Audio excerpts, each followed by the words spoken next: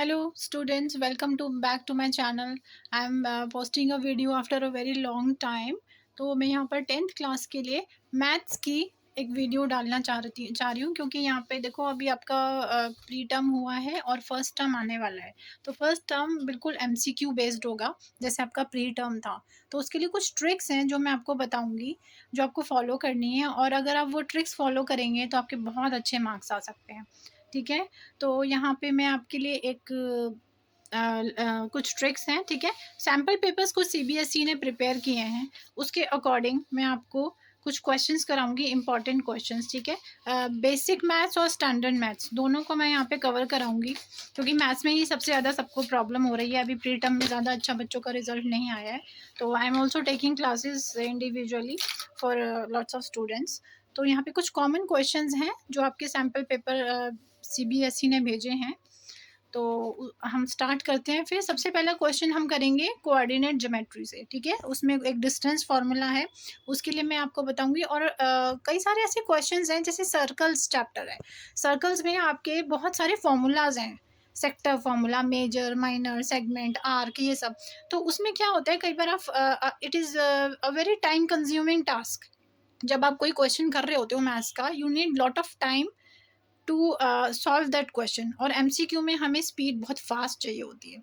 तो मैं कुछ आपको ऐसे ट्रिक्स और फॉर्मूलाज बताऊंगी जिससे आप इजीली और बहुत जल्दी कोई भी क्वेश्चन को सॉल्व करके आंसर एमसीक्यू टिक कर लोगे, ठीक है? तो प्लीज़ मेरे वीडियो को एंड तक देखेंगे, और अगर आपने सब्सक्राइब अभी तक नहीं किया है तो प्लीज़ कर लो, अब तो कर लो। अब तो आपके 10th क्लास के मैथ्स के लिए मैं हेल्प के लिए यहाँ पे आ गई हूँ, ठीक है?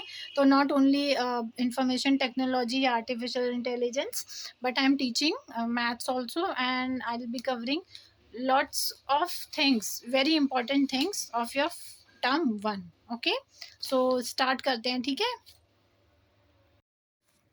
देखो बेटे, आपका जो कोऑर्डिनेट ज्योमेट्री में है उसके अंदर एक क्वेश्चन होता है हमारे पास। हमें 2 पॉइंट्स दिए जाते हैं, ठीक है?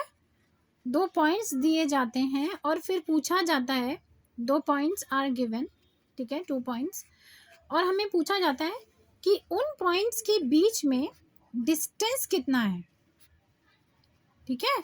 2 पॉइंट दिए गए हैं, उनके बीच में डिस्टेंस कितना है ये पूछा गया। पॉइंट का मतलब आपके पास जो ये ग्राफ बनता है ऐसे, इसके अंदर कोई 2 पॉइंट्स आपको दिए हुए हैं, कहीं भी दे सकते हैं वो, ठीक है? कोई भी दे सकते हैं वो, point A and point B. फिर पूछ रहे हैं उनके बीच में ये वाला डिस्टेंस कितना है। तो इसके लिए एक फॉर्मूला होता है, वो मैं यहाँ पर आपको बता रही हूँ, उसको आपने याद करना है। That is called distance formula, ठीक है?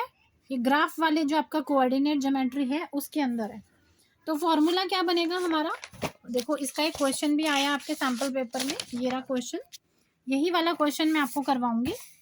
क्वेश्चन क्या है, 2 points A and B, point के कोऑर्डिनेट भी दिए हुए हैं एक्स और Y, they are given, find the distance of A B using distance formula. Distance formula आपको यूज करना है। डिस्टेंस फॉर्मूला क्या होता है, डिस्टेंस फॉर्मूला आपका ये होता है, x2 माइनस x1 का square plus y2 minus y1 और इसका स्क्वायर, ये होता है हमारा डिस्टेंस फॉर्मूला।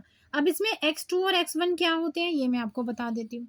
यहाँ पर हमारा पॉइंट ए है, पॉइंट ए हमारे क्या है, x2 और सॉरी x1 और y1, ठीक है? जैसे देखो यहाँ पर क्या दिया हुआ है हमारे पास, एक पॉइंट दिया है पहला 1,3, और दूसरा पॉइंट हमारा क्या दिया है 4 माइनस 6। तो इसमें जो पहला वाला पॉइंट हमें दिया है, इसमें ये वाला हमारा x1 है और ये हमारा y1 है। इसी तरह दूसरे पॉइंट में ये हमारा x2 है और ये हमारा y2 है, ठीक है? अगर आपको ये चीज़ पता है तो आप फॉर्मूला आराम से लगा लोगे। अब फॉर्मूला क्या है हमारा, what is the formula, x2 minus x1 का whole square minus plus y square minus y1, ये हमारा फॉर्मूला है, ठीक है? ये क्वेश्चन में दिया हुआ है। तो आपको पता है कि x1 है, y1 है और मेरे पास x2 और y2 है, तो इनकी वैल्यूज इसमें पुट कर देनी है। यस स्टूडेंट्स, तो अब हम इसमें फॉर्मूले में वैल्यूज पुट करेंगे। वैल्यूज हमें क्या दी गई हैं, वैल्यूज़ हमें कोऑर्डिनेट्स क्या दिए हुए हैं क्वेश्चन में हमें ऐसे दिया है a 1,3 एंड b पॉइंट दिया है 4, -6। तो हम ये जो वैल्यूज़ हैं इनको हम इस वाली इक्वेशन में पुट करेंगे, ठीक है। तो यहाँ पर हमारा आ जाएगा पहला क्या आ जाएगा x2 क्या है यहाँ पर हमारा 4, तो हम 4 लिख देंगे। उसके बाद क्या है फॉर्मूले में माइनस x1 क्या है, x1 हमारा है 1, तो हम यहाँ 1 लिख देंगे और उसका होल स्क्वायर कर देंगे। फिर प्लस करेंगे, अब क्या है फॉर्मूले में y2 कहाँ है हमारा सेकेंड वाले में ये वाला, तो हम लिखेंगे -6। उसके बाद माइनस y1 क्या है हमारा 3, तो हम यहाँ पे 3 लिख देंगे, इसका होल स्क्वायर कर देंगे। 4 - 1 हो जाएगा हमारा 3 का स्क्वायर। उसके बाद ये क्या हो जाएगा, ये हमारा हो जाएगा -9, ठीक है, -9 का स्क्वायर, ये हो जाएगा 3 3 ज़ा 9 और ये माइनस माइनस प्लस और 9 9 ज़ा 81, तो ये ऐसे हो जाएगा और फिर हमारा आंसर आ जाएगा 90, ठीक है। 90 तो आ जाएगा, लेकिन अब आपको ऑप्शंस में क्या गिवन है स्टूडेंट्स, ऑप्शन में हमको कहीं पर भी 90 नहीं दिया हुआ है, तो आपको ये देखना है, ये नहीं सोचना है कि मेरा आंसर गलत है। अब आपको क्या करना है, इसको 90 को या तो आप रूट के फॉर्म में कन्वर्ट करोगे। कैसे करते हैं हम रूट में किसी भी नंबर को 90 का आप क्या करोगे, 90 का एलसीएम लोगे, तो आप 90 का जब एलसीएम लोगे